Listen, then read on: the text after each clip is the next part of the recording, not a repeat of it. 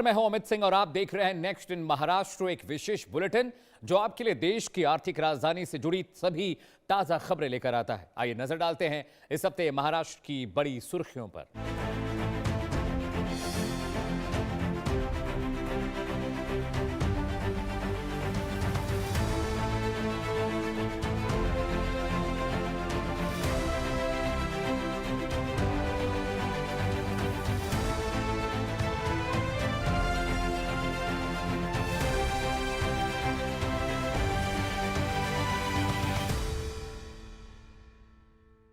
स्वतंत्रता दिवस के मौके पर महाराष्ट्र सरकार ने महा डीबीटी 2.0 को और विस्तार दिया है। पोर्टल पर 29 नई योजनाओं को शामिल किया गया है, जिससे अब कुल 105 योजनाओं का लाभ नागरिकों को मिल सकेगा।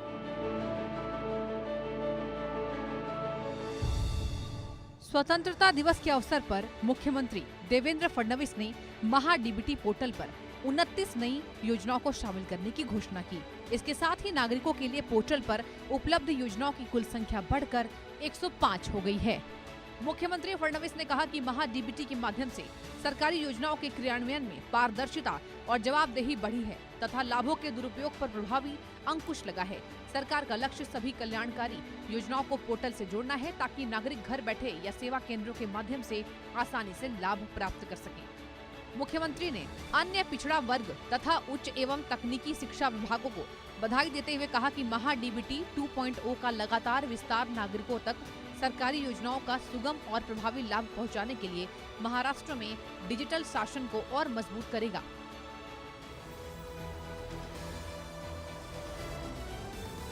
महाराष्ट्र के प्रशासन में युवा प्रतिभाओं और नए विचारों को बढ़ावा देने की दिशा में मुख्यमंत्री फेलोशिप कार्यक्रम अहम भूमिका निभा रहा है। मुख्यमंत्री देवेंद्र फडणवीस ने कार्यक्रम के प्रतिभागियों का सम्मान करते हुए युवाओं की भागीदारी को महत्वपूर्ण बताया। मुख्यमंत्री देवेंद्र फडणवीस ने मुख्यमंत्री फेलोशिप कार्यक्रम के सम्मान समारोह में हिस्सा लिया और शासन व्यवस्था में युवा प्रतिभाओं की भागीदारी को महत्वपूर्ण बताया। मुख्यमंत्री फडणवीस ने कहा कि इस कार्यक्रम का उद्देश्य प्रशासन में नए विचारों और नई सोच को शामिल करना है। इसके माध्यम से युवाओं को सरकारी व्यवस्था और प्रशासन के कामकाज को समझने का अवसर मिलता है, जिससे वे भविष्य में निजी क्षेत्र या व्यवसाय में जाने के बावजूद शासन व्यवस्था में बेहतर योगदान दे सके। मुख्यमंत्री ने कहा कि ऐसी पहल के माध्यम से युवाओं को सशक्त बनाकर उन्हें सरकार, उद्योग और समाज के विभिन्न क्षेत्रों में सार्थक योगदान के लिए तैयार किया जा सकता है। इससे महाराष्ट्र को विकसित राज्य बनाने के लक्ष्य को भी गति मिलेगी।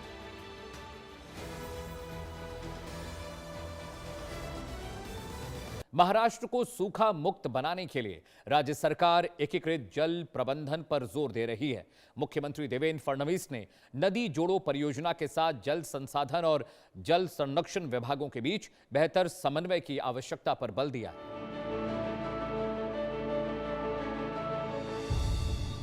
मुख्यमंत्री देवेंद्र फडणवीस ने कहा है कि महाराष्ट्र के सभी क्षेत्रों को सूखा मुक्त बनाने के लिए सरकार महत्वाकांक्षी नदी जोड़ो परियोजना को लागू करेगी। इसके लिए समन्वित जल प्रबंधन पर विशेष ध्यान दिया जाएगा। मुख्यमंत्री फडणवीस ने महाराष्ट्र की जल संबंधी चुनौतियों के समाधान के लिए जल संसाधन और जल संरक्षण विभागों के बीच बेहतर समन्वय की आवश्यकता पर जोर दिया है। महाराष्ट्र जल संसाधन नियामक प्राधिकरण के 21वें स्थापना वर्ष के अवसर पर मुख्यमंत्री ने कहा कि एकीकृत जल प्रबंधन के माध्यम से ही महाराष्ट्र को सूखा मुक्त बनाने का लक्ष्य हासिल किया जा सकता है। इससे प्रदेश में लोगों और कृषि क्षेत्रों के लिए दीर्घकालीन जल सुरक्षा सुनिश्चित करने में मदद मिलेगी।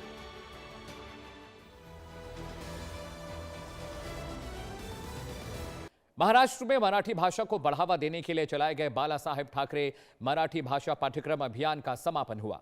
उप मुख्यमंत्री एकनाथ शिंदे ने कहा कि मराठी भाषा बाध्यता नहीं बल्कि आत्मीयता और समर्पण की भाषा है।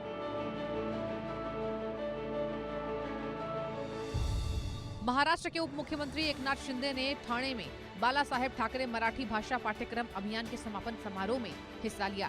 इस अभियान का आयोजन महाराष्ट्र परिवहन विभाग, राज्य मराठी विकास संस्था, मुंबई मराठी साहित्य संघ और कोंकण मराठी साहित्य परिषद के संयुक्त तत्वाधान में किया गया है। उप मुख्यमंत्री एकनाथ शिंदे ने कहा कि मराठी बाध्यता की नहीं बल्कि आत्मीयता और समर्पण की भाषा है।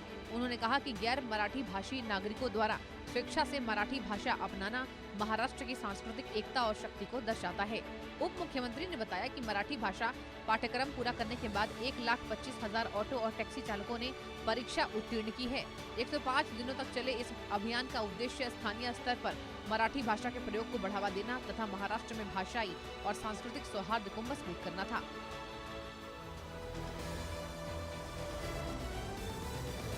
बीड में खेल प्रतिभाओं को बेहतर सुविधाएं उपलब्ध कराने की दिशा में सरकार का फोकस जारी है। उप मुख्यमंत्री और बीड की पालक मंत्री सुनेत्रा पवार ने जिला खेल परिसर का औचक निरीक्षण कर विकास कार्यों का जायजा लिया और अधिकारियों को जरूरी निर्देश दिए। महाराष्ट्र के उप मुख्यमंत्री एवं बीड की पालक मंत्री सुनेत्रा पवार ने जिला खेल परिसर का औचक दौरा किया और वहां चल रहे विकास कार्यों का निरीक्षण किया। इस दौरान उन्होंने खिलाड़ियों, विद्यार्थियों और युवाओं से संवाद कर उनकी समस्याओं और आवश्यकताओं की जानकारी ली। उन्होंने अधिकारियों को खिलाड़ियों के लिए बुनियादी सुविधाएं, बेहतर अभ्यास का वातावरण और आवश्यक खेल सामग्री उपलब्ध कराने के निर्देश दिए। उप मुख्यमंत्री ने अधिकारियों को विकास कार्यों को गुणवत्तापूर्ण तरीके से निर्धारित समय सीमा में पूरा करने के निर्देश दिए। उन्होंने आश्वासन दिया कि सरकार खिलाड़ियों को आवश्यक सहयोग और सुविधाएं उपलब्ध कराएगी ताकि बीड की खेल प्रतिभाएं राष्ट्रीय और अंतर्राष्ट्रीय स्तर पर महाराष्ट्र का नाम रोशन करें।